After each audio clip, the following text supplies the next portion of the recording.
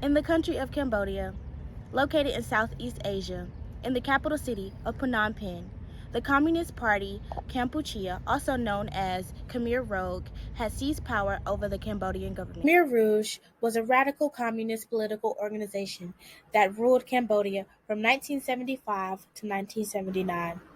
The group was led by Pol Pot, who aimed to establish a classless society in Cambodia by eliminating all social classes and returning the country back to its agrarian-based economy.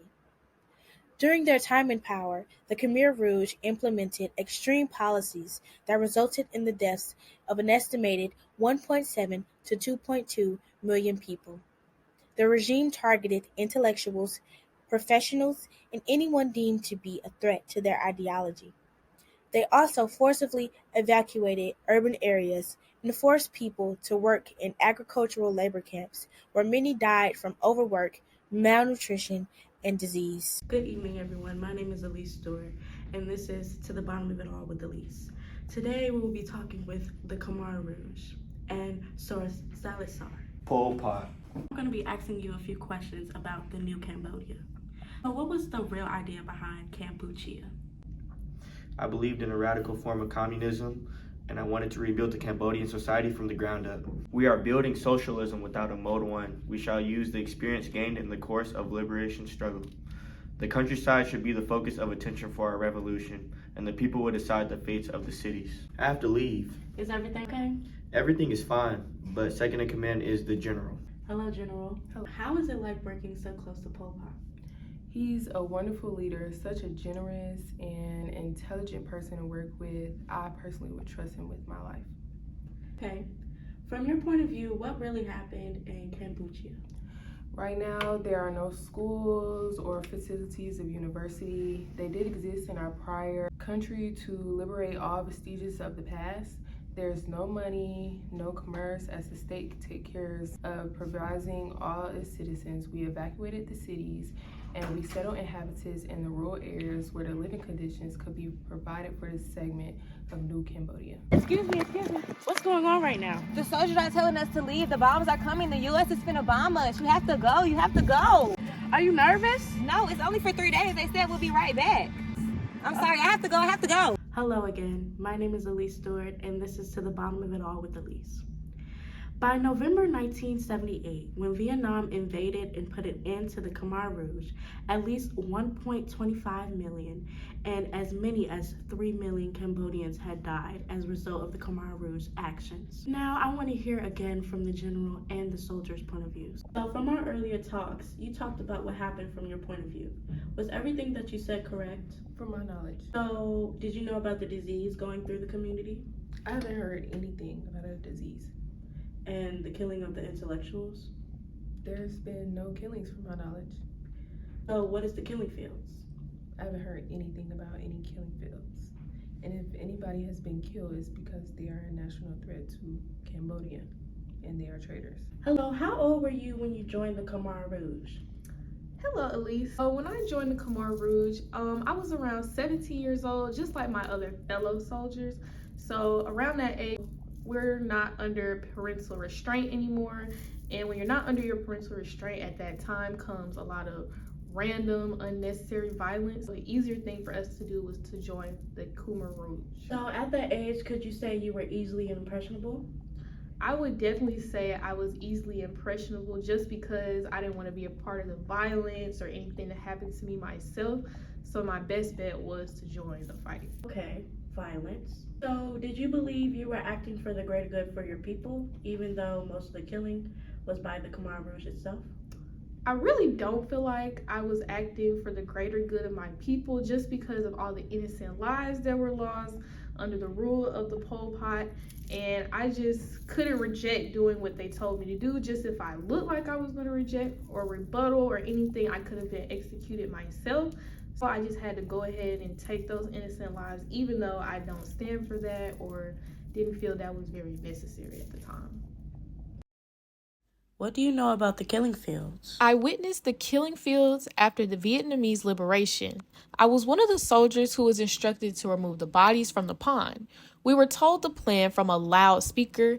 Soldiers would be instructed to be brought to meet the prince and be brought back to their homes. When the soldiers arrived, they were dressed in civilian clothes and unsuspecting of their fates. That was the plan. They were to be as calm as possible in order for the plan to work. When the truck arrived, their arms were tied together and they were led into killing fields. One by one, their bodies dropped as they were shot.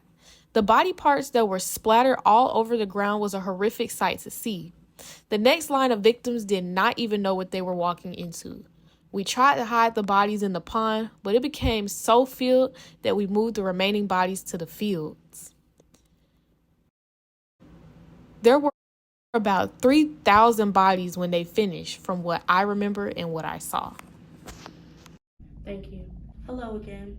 I know we talked a little bit earlier, but I'm asking you to tap back into the time when you were a child. What was your life before in Cambodia? My life before in Cambodia was very peaceful. We had a great life. We lived in a modern home. I had 3 sisters and 3 brothers. We played, we went to school. I took dance classes. And yeah. When you were fleeing for Kampuchea, what were your hopes? My hopes were to be protected and to be safe. They told us that bombs were coming, so I was just worried about me and my family's safety, and I just wanted us to be safe. How was it like fleeing to the border of Thailand?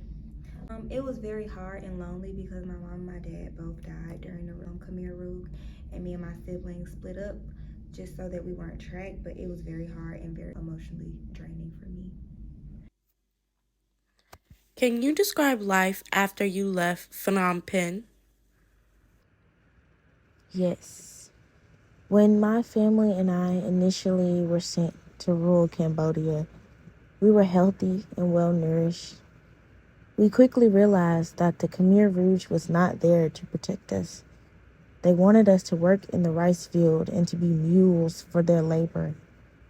My father, he was a professor at a nearby school in our town, and he was being targeted by the soldiers.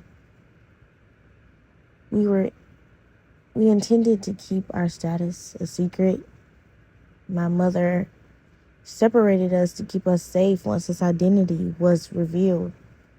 I watched the soldiers took my father away from us, and I thought he was going to come back, but I never saw him again after that day. When my mom sent us away, I couldn't understand why, and I resented her then. But now I understand why she did it.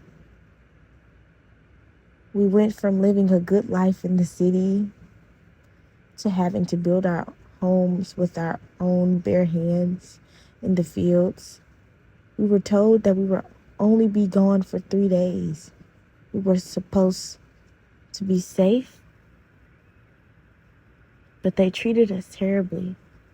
They took the only father that I had ever known away from his family, all because he was an intellectual and considered to be a threat. I'm the only survivor in my family. Out of 3 girls and 3 boys, I'm the only survivor.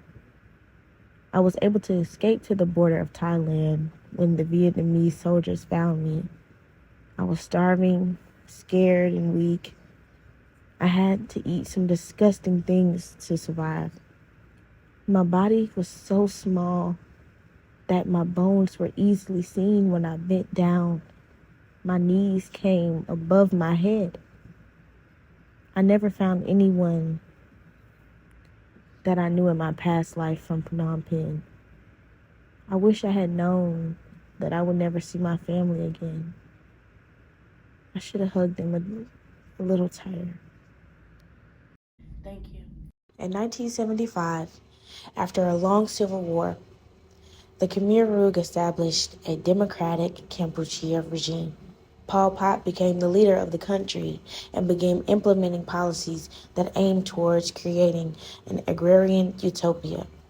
The regime abolished private property, money, and religion and forced millions of Cambodians into working in rural labor camps.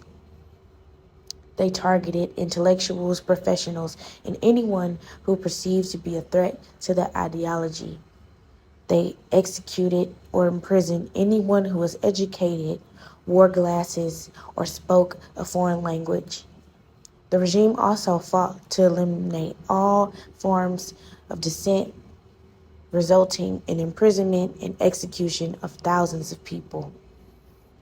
Pol Pot's regime was characterized by extreme brutality and repression and is estimated to have killed between 1.7 to 2 million people during his reign.